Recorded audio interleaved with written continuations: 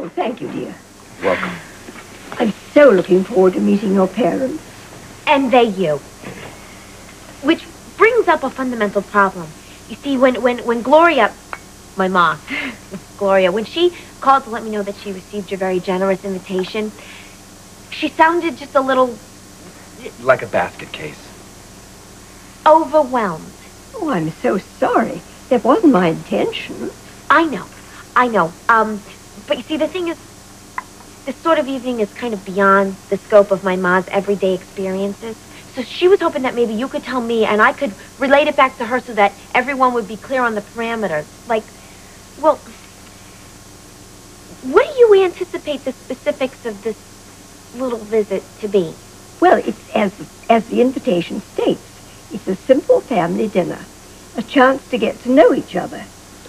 Oh, and I do want your parents to see how much this family adores you. Oh, aren't you the best? Of course, they're invited to spend the night.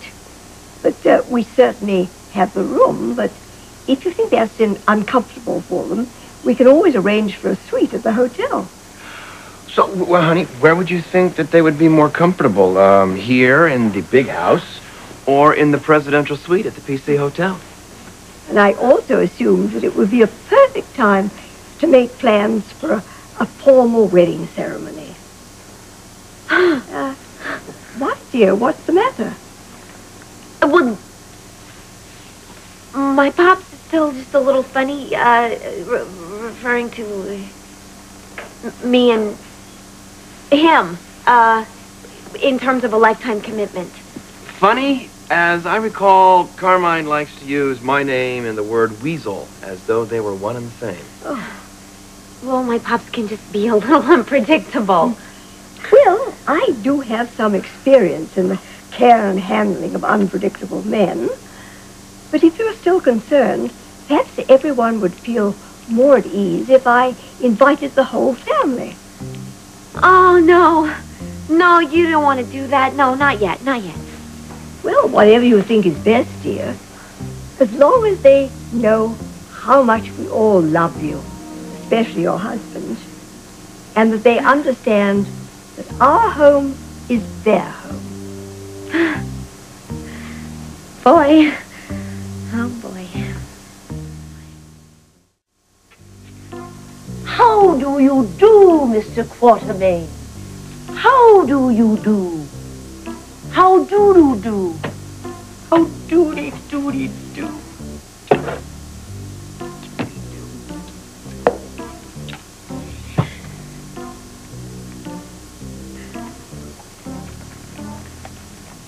It's time to call your mother. You know, I think she went to the store to buy groceries, and we'll call her later. She's probably sitting next to the phone. Lois. Do you think that it's going to stay cold for, like, the rest of this? Because it's been really... Call her.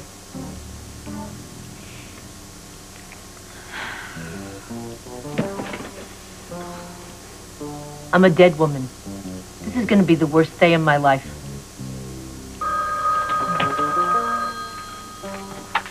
Hello? Hi, Ma.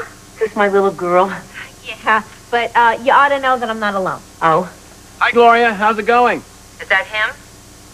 Yeah, Ma, it sure is. Hello, Ashton. Please, call me son. Comforting her. What, did you say something? Ma?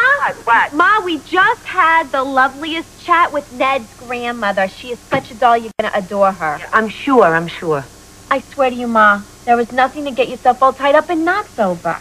Well, maybe not me, but what about your father? You know how he gets about, fancy occasions. There's nothing fancy about this, Gloria.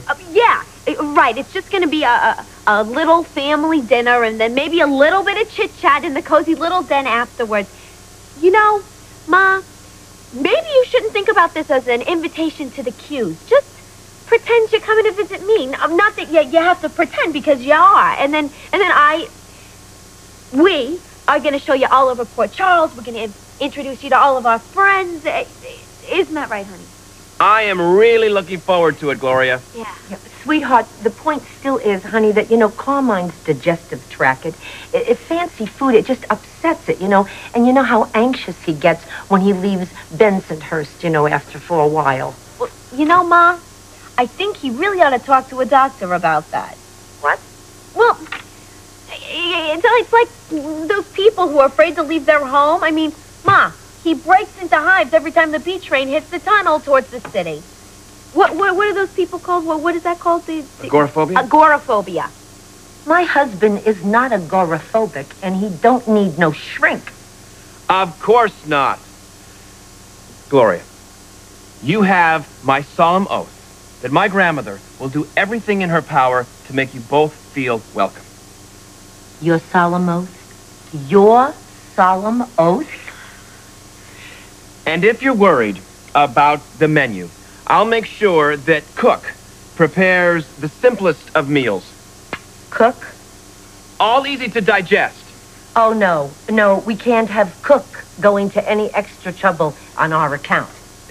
There is nothing that Carmine needs that Lila can't handle. She's been married to my grandfather for 50 years, and believe me, he's a handful, too. You know what? Mrs. Q, she made another suggestion. She thought that if it would make you feel more comfortable, she would invite the whole entire Cirillo family over. Oh, Mary Mother. What did you tell her? Well, I told her we ought to just take it one little baby step at a time, Ma, and that's exactly what this is. It's just a little baby step.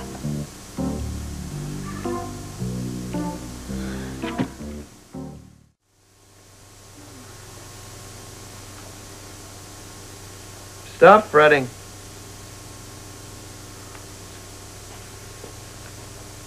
Lois, you finally convinced her. Yeah, but now we gotta convince Carmine. I'll speak with him. Huh? No, wait. Hey.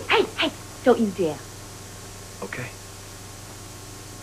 You never told Gloria what that little chat in the den was about. The wedding? I can't handle it. How can I expect them to? Because it's not going to be a problem.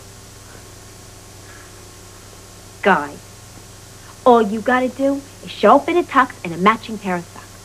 Every bride I've ever known has gotten consumed with bridesmaids and music and florists and caterers, and I always swore I was never gonna be like any one of them, and here I am having total anxiety. Over what? To veil or not to veil?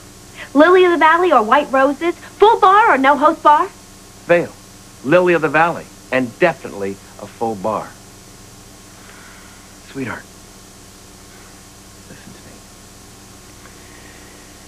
me. You have an entire staff at your disposal to make things happen exactly the way you want. Yeah, but see, that's what really scares me, because I'm no good at ordering people around. You? Just think of them as band members. However, there is one major decision that only we can make. What now? Well, since we're officially engaged, and since we're already married to each other in the first place, and since I miss you like crazy every minute that we're apart, don't you think it's about time that we live together? Wow. That's a lot to throw at a person in one breath. We never have lived together. Then think of it as a grand adventure. It's a pretty big step, And I thought you'd never ask. But hey, wait. We don't have to live up in the big house, do we? No. Oh. We can live right here in our sweet little cottage. All we're missing is our white picket fence. I'll have the staff order one